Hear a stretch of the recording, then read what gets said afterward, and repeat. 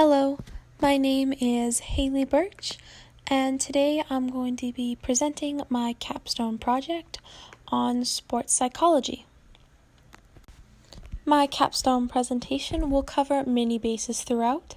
As you can see, I have laid out the topics I will cover in my table of contents, first starting off with who I am. I am a now 18-year-old girl, but in this picture here you can clearly see I think I was about 5 years old. Growing up, I was raised by my mom since I was about 3 years old. My dad was in and out of the picture physically, but has always had, and I continue to have contact and a relationship with him on almost a regular basis. I have had a stepdad since I was 3 years old. He's been living with us since I was about 5. He's always been an important part of my life and always will. He also contributes to our financial lifestyle, and I'll get into more of that later. My mom works in the criminal justice system and works at the courthouse in New West. She organizes court documents for the court, police, prosecutors, defendants, and all of that. She works on more of the extreme cases in the court system, and her job will come to play an important role later on. I also play softball. It has always been a huge part of my life. It is where I've met my closest friends and has taught me many things that involve the rest of my life. It has definitely given me my competitive side. I also play other sports that play into my competitive side, such as dirt biking. I've been doing that ever since I was about 5 years old, as well as softball. I've also been skiing, but I started that when I was about 3, a little younger. And we also go downhill mountain biking. Almost every summer we try to go to Whistler. They have really nice trails there. For my working condition at the moment, I am working at Save On Foods all the way in Langley. For now, it is just a temporary job. I got it during the COVID-19 pandemic. They did say I have a permanent spot there, but I'm trying to look for a job that is a little bit closer to where I live. And I live in Surrey, BC. I live quite close to both the Surrey Central Station and the SFU campus there, as well as Emily Matheson. I kind of live right in the middle. And yeah. And this brings me to my pivotal moment number 1. I have about 3 of them. As I have said, playing sports has been a huge aspect and part of my life. Through my sports, specifically softball, I've learned to become a leader. My position at the moment is very a leadership position in the field. I play shortstop, and they always call out the plays and tell the girls what to do, and it's just a very, very important position in the field. I have adapted the leadership attribute throughout my life. I try to be a leader whenever I can and help people out. My life has revolved around softball, and I wouldn't want it any other way, as it has shaped who I am as a person and as an athlete. It has definitely given me my exercise throughout my life. If I don't do PE in school, which I used to do when I was younger, I keep up with my exercise through softball and my other various sports.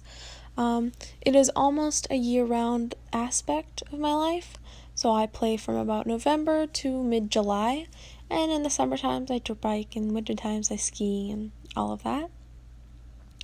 It has also taught me how to be a team player and to work well with others. This helps me in multiple aspects. It helps me in both my sports, specifically softball, as it is very much a team-oriented sport, especially when you get older and everyone kind of grows up and, playing with girls all the time. You have to know how to work well with others and how to compensate for yourself and as well as others, and have empathy. It also helps me in my classroom. It helps me with my group projects and how to work well as a team, kind of collaborating on who's going to do what and helping each other. So it helps me in the classrooms with my academics as well, It has helped me to speak my mind in multiple situations and speak up when I need help in my classroom. And although softball is my main sport, I have passions for my other sports, and I just love the adrenaline that comes with all of my sports, as they are mostly very fast-paced, and the competitiveness that comes with my softball. It's really great for me, as well as speed. My dirt biking and skiing, it's just all kind of ties into the adrenaline aspect. But all those things tying together with my friends, and I have met most of my very, very closest friends through both softball leagues and softball teams that I've been on, and I keep in contact with them all the time, as well as friends from dirt biking leagues that I've been in since I was very young.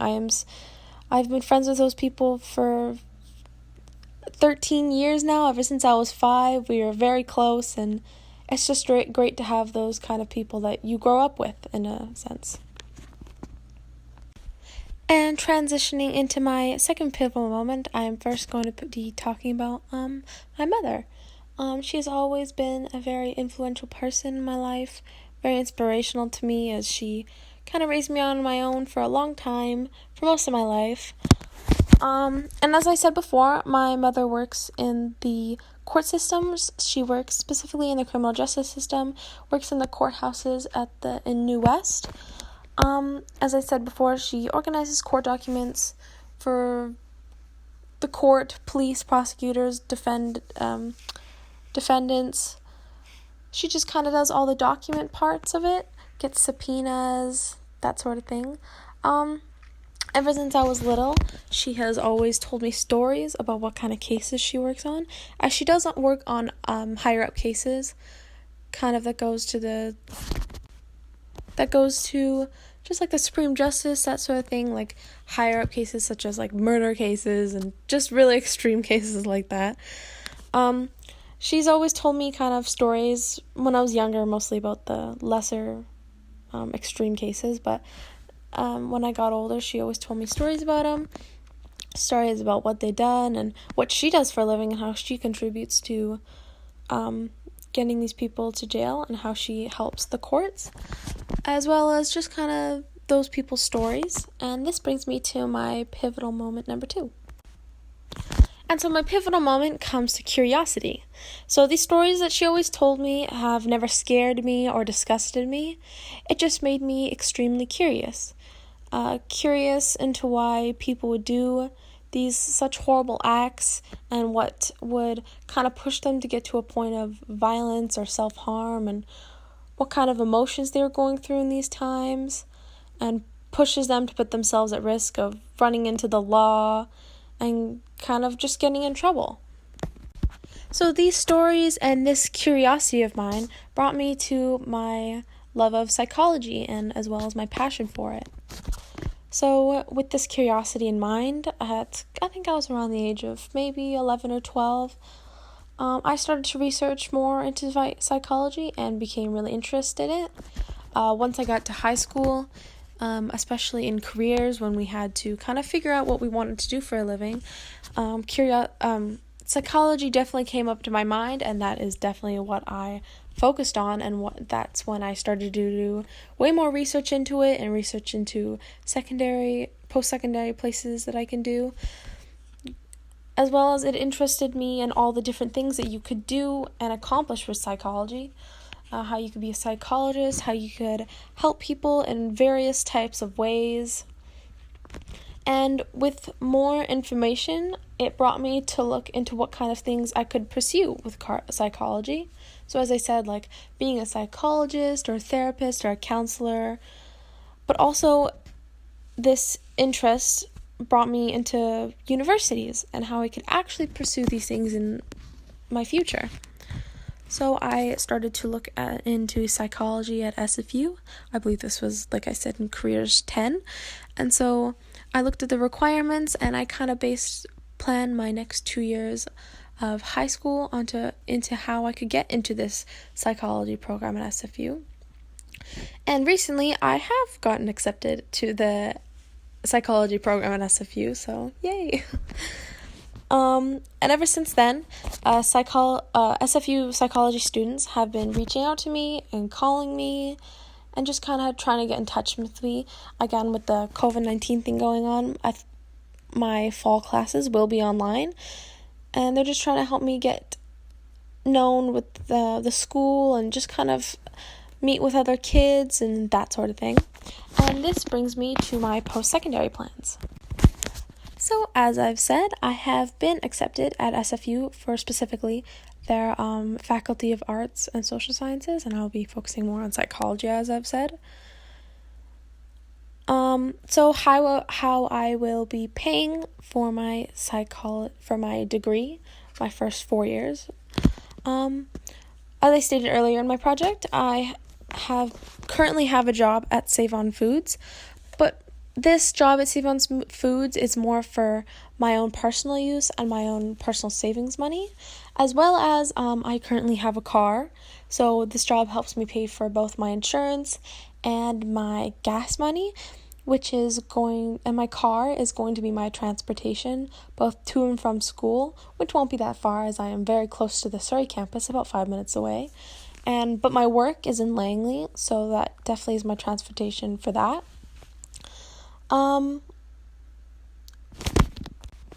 For my schooling, both my Nana, Papa, and Mom have saved up a tremendous amount of money ever since I was small for me to go to university, because that was always their plan for me, was to get a higher education. And so my first 4 years of university will be covered by them. My Papa saved hundreds of dollars each year for me, as well as my Nana and as well as my Mom. So that is how I will be paying for my first 4 years of university. And so at the moment, I will be living at home, as it is very close to the school and my mom provides for me, and that is going to be my living situation for the near future. So as I have been accepted at SFU, as I have said, there has been multiple students that have been reaching out to me and contacting me. And during a conversation I had with a woman, I think in about her 3rd year at SFU, I found out that she was focusing on sports psychology, which I, at the time, didn't even realize that was a thing I could pursue, which brings me to my career interest.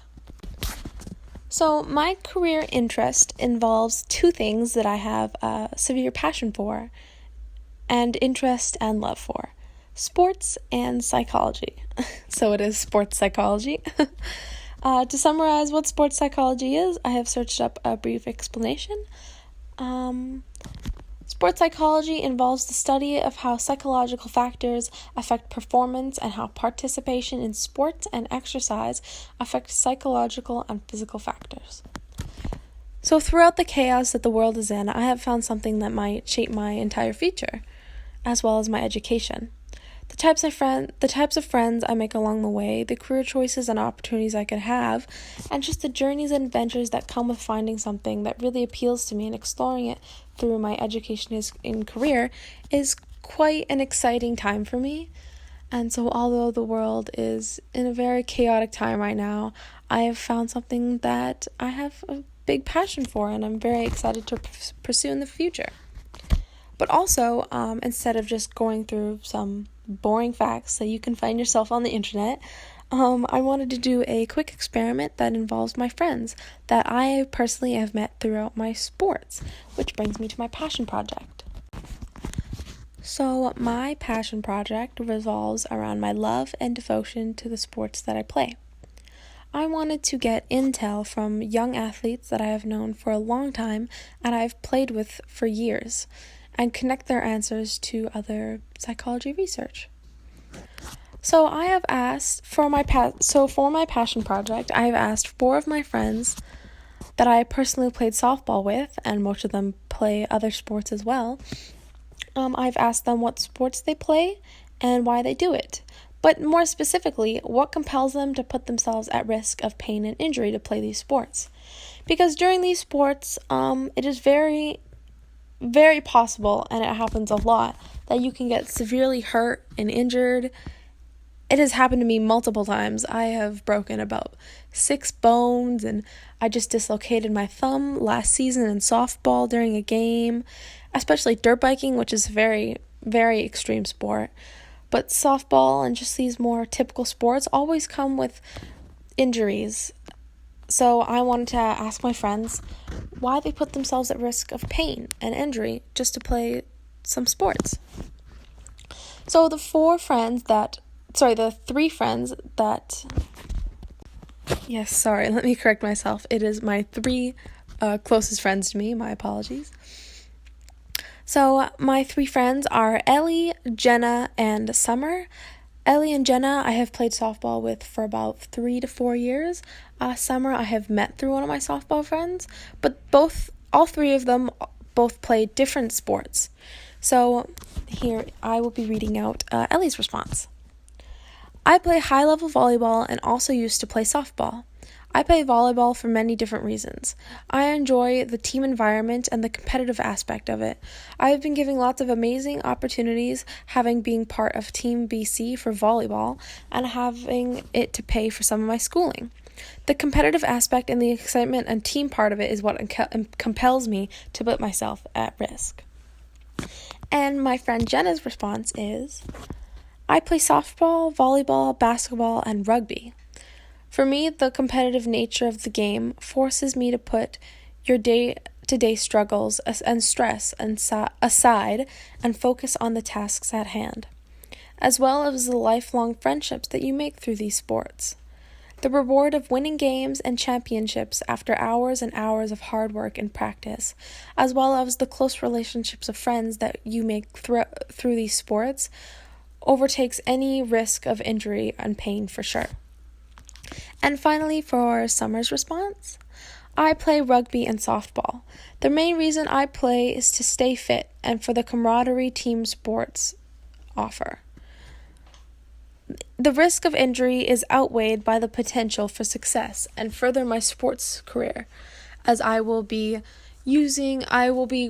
most likely playing rugby for UVic.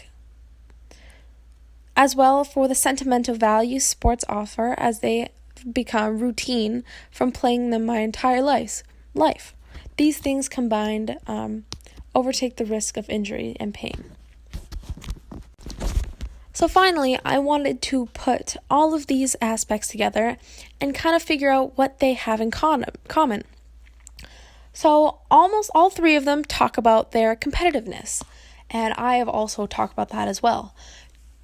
The competitiveness comes into relations with adrenaline and just the high that you get from trying to compete to win, and just that feeling of gratitude after winning, like Jenna said, after hours and hours of hard work and practice.